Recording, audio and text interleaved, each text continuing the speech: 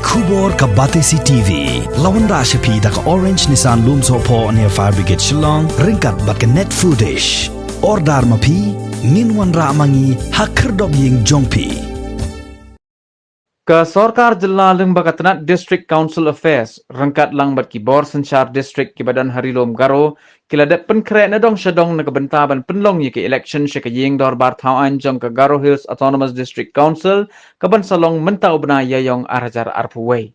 Habaya keren bat kilat pathai kubor menteri ke Sorkar Jilla ubapet ya ka District Council Affairs ubala kemen rumbui ula penpau ke jingkermen bakani ki election kan long kabaya bat ya renti bat kenturu iki pajba nong shong snong jong karilom garo bakin jit iki kertong dekat jing start bat ke jing syampang.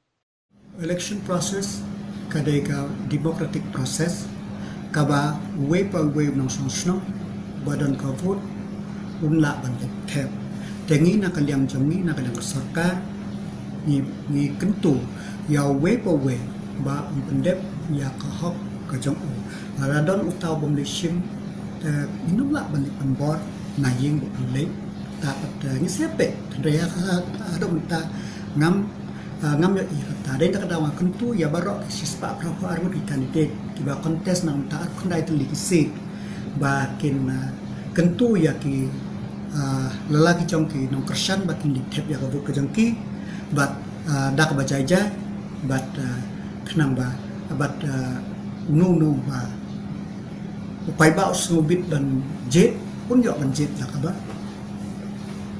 dak the district administration and the government have fully prepared how to conduct this coming election in the Garo Hills Autonomous District Council.